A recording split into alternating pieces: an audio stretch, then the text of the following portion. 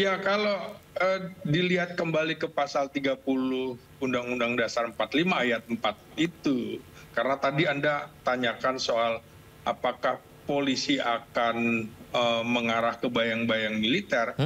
Dalam ayat 4 jelas bunyinya, Kepolisian Negara Republik Indonesia adalah alat negara yang menjaga keamanan dan ketertiban masyarakat. Apa sih makna dari kalimat tersebut? Maknanya adalah polisi adalah alat negara berbasis sipil, bukan militer.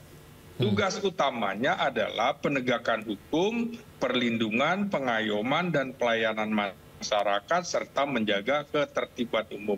Implikasinya apa dari pernyataan ini, dari kalimat ini? Ya, Polri berbeda dari TNI. Fokus Polri adalah penanganan masalah sipil dan kriminal. Jadi tidak boleh ada tumpang tindih fungsi TNI dan Polri di dalam tugasnya sebagai alat negara. Jadi dasar tuntutan reformasi Polri juga tentu saja agar Polri tidak menjadi lembaga yang militeristik dan lebih akuntabel secara sipil. Bahkan polisi kita tuh harus juga polisi yang humanis, bukan dengan seragam-seragam ala militer, bukan kemudian dengan persenjataan seperti senjata infanteri, tentara. Itu bukan seperti itu polisi. Idealnya polisi di dunia juga bukan seperti itu, apalagi Indonesia begitu. Nah, jadi menurut saya untuk membedakan fungsi TNI dan Polri secara tegas itu jelas di dalam pasal 30. Jadi masyarakat memiliki juga peran yang aktif dalam sistem pertahanan keamanan negara melalui sistem pertahanan keamanan rakyat semesta. Nggak bisa dibedakan ketika ancamannya sudah pertahanan keamanan negara. Rakyat, TNI, dan Polri menyatu. TNI dan Polri sebagai kekuatan utama dan rakyat sebagai kekuatan pendukung. Nah, dari sinilah basis atau dasar bagi reformasi sektor keamanan, termasuk desakan untuk dilakukannya reformasi terhadap kepolisian yang undang-undangnya juga sudah sejak tahun 2002. Jadi memang perlu dikaji lagi setelah perjalanan hampir 24 tahun. Ya wajar saja kalau kita harus merevisi, melakukan evaluasi, apa yang baik kita teruskan, apa yang kurang baik kita perbaiki. Ini juga untuk memperjelas batas kewenangan antara alat-alat negara, antara TNI dan Polri. Nah, persoalannya kan di kita belum ada undang-undang tentang kedudukan TNI dan Polri supaya tidak ada gesekan di lapangan begitu. Belum ada kedudukan undang-undang TNI Polri, maksudnya seperti apa Pak Slamet? Apakah ada batas-batas ketika mereka bertugas di lapangan supaya tidak bentrok begitu? Betul, harus ada. Jadi diatur oleh undang-undang. Undang-undangnya mana? Jadi sebelum membahas undang-undang kepolisian, undang-undang TNI, harus juga kita bahas tentang undang-undang kedudukan keduanya. Supaya tidak tumpang tindih. Nanti merasa... Baik. Supaya tidak tumpang tindih harus ada undang-undang sebelum ke arah ini tadi. Saya ke Pak Sugeng kembali. Kita terganggu nih komunikasi Pak Slamet. Saya ini wetrokan terjadi kemudian. Baik. Baik Pak Slamet, bisa mendengar suara kami?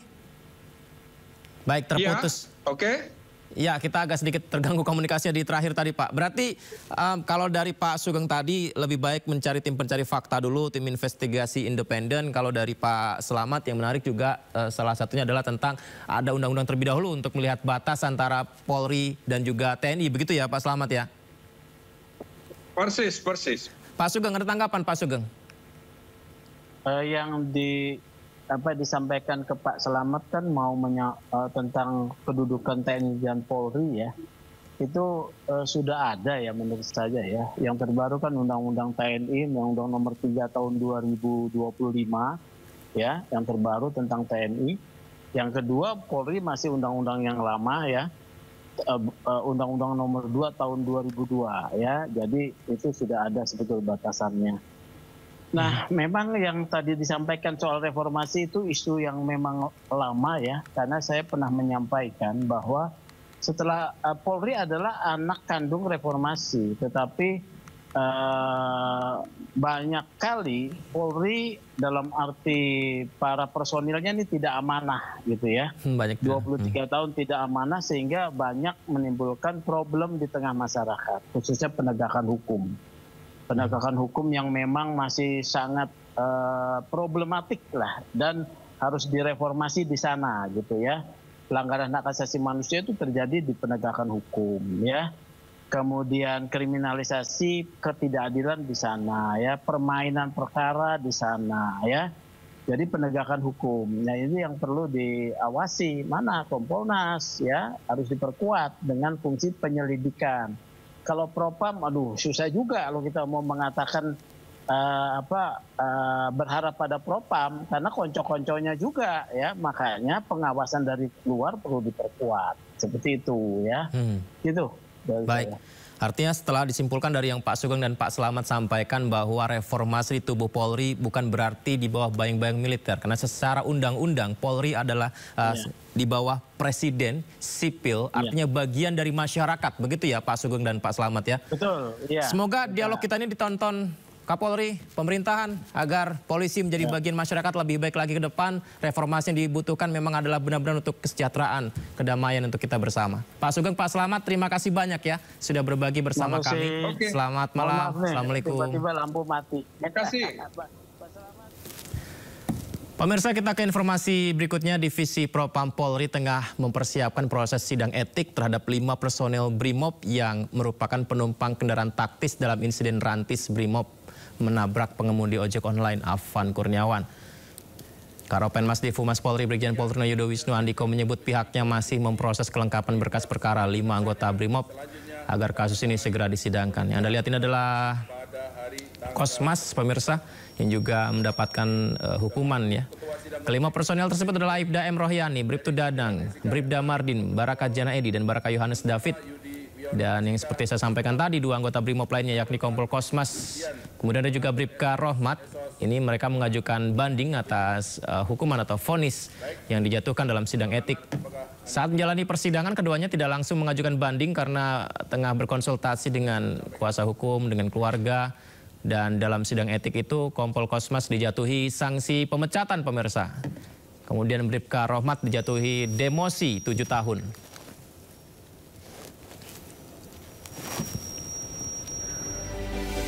Menteri Keuangan guyur bank-bank pemerintah 200 triliun rupiah. IHSG menghijau sepanjang hari. Seperti apa lengkapnya? Sindo Prime akan segera hadirkan informasinya, pemirsa.